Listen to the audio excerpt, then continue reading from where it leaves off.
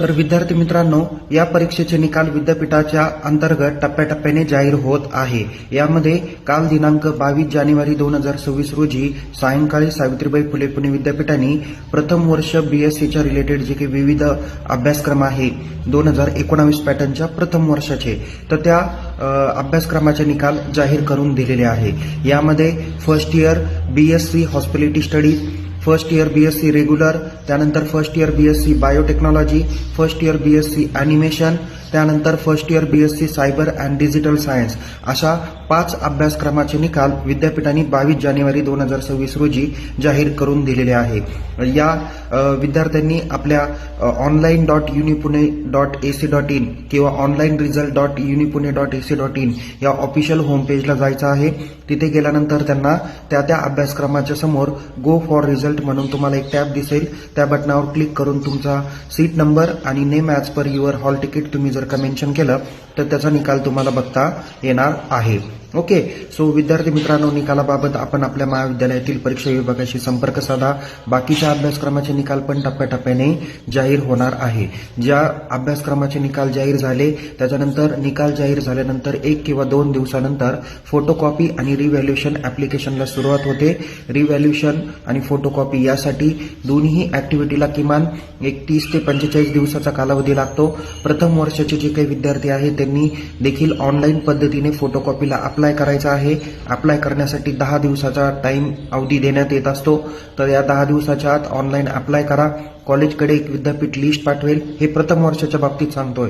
तर महाविद्यालयाकडे एक लिस्ट पाठवली जाईल, महाविद्यालयाने ती डाउनलोड करून त्या विद्यार्थ्यांचे पेपर स्कॅन करून त्यांच्या लॉग इनला त्यांनी पाठवायचे आहे, म्हणजे त्या विद्यार्थ्यांना त्याची फोटोकॉपी भेटणार आहे। फोटोकॉपी बघितल्यानंतर तुम्ही ती चेक करायची आहे। मार्क वाढणार असेल तर तुम्ही रिव्हॅल्युएशनच्या पुढच्या 10 दिवसामध्ये ते अप्लाय करू शकता। रिव्हॅल्युएशनला अप्लाय केल्यानंतर महाविद्यालय तो पेपर चेक करेल, त्याचे मार्क ऑनलाईन विद्यापीठाला सादर करेल आणि त्यानंतरच विद्यार्थ्याला त्याचा अपडेटेड निकाल हा किमान 45 दिवसानंतर भेटणार आहे। अशा पद्धतीने तुम्हाला फोटोकॉपी आणि रिव्हॅल्युएशनची प्रोसेस करावी लागते। तर विद्यार्थी मित्रांनो, ज्या अभ्यासक्रमाचे निकाल झाले आहे त्यांनी फोटोकॉपी आणि रिव्हॅल्युएशन टॅबला जाऊन तिथे जर का ॲप्लिकेशन चालू झाले तर ते तुम्ही बघू शकता। बाकीच्या अभ्यासक्रमाचे देखील निकाल टप्प्याटप्प्याने विद्यापीठांतर्गत जाहीर करून दिले जाणार आहेत। कोणत्या अभ्यासक्रमाचे निकाल कधी जाहीर होतील याची डेट ॲक्च्युअली विद्यापीठ जाहीर करत नाही, बट तरी पण एक टेंटेटिव्ह तुम्हाला माहिती आहे की 31 जानेवारीच्या आत बहुतेक सर्व अभ्यासक्रमाचे निकाल हे जाहीर होण्याचे संधी आहे। काही अभ्यासक्रमाचे निकाल हे कदाचित फेब्रुवारी महिन्याच्या 10 तारखेपर्यंत तर सर्वच निकाल हे जाहीर होण्याची शक्यता आहे।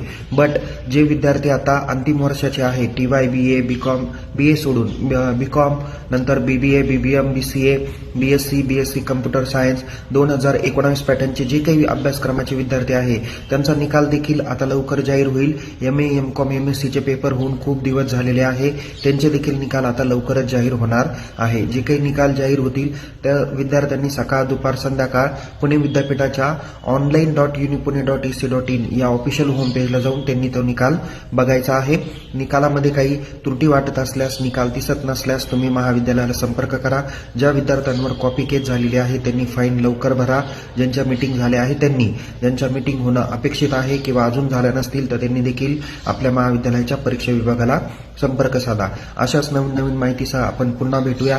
तोपर्यंत विद्यार्थी मित्रांनो, एक महत्त्वाची गोष्ट की जे विद्यार्थी आता ॲक्च्युअली TYला प्रोव्हिजनल ॲडमिशनला होते आणि ज्यांचा फर्स्ट इयर बॅकलॉग होता, तर त्या विद्यार्थ्यांनी आता जर का फर्स्ट इयर पूर्ण झालं असेल तर महाविद्यालयाला संपर्क साधून पुन्हा तुम्ही काय करावं लागा, पुढच्या अभ्यासक्रमाची तयारी करा, कारण तुम्हाला 5th सेम आणि 6th सेम दोन्हीही तुम्हाला परीक्षा सोबत द्यायच्या आहेत। आता परीक्षेला येणाऱ्या पुढच्या परीक्षेची तयारीला सुरुवात करा। वेळ गेलेली नाही, चांगल्या पद्धतीने अभ्यास करा, स्वतःच्या वैयक्तिक नोट्स काढा, previous year question paper solve करा आणि रेग्युलरली सराव करा, जेणेकरून तुम्हाला परीक्षेत जास्तीत जास्त मार्क्स पडतील।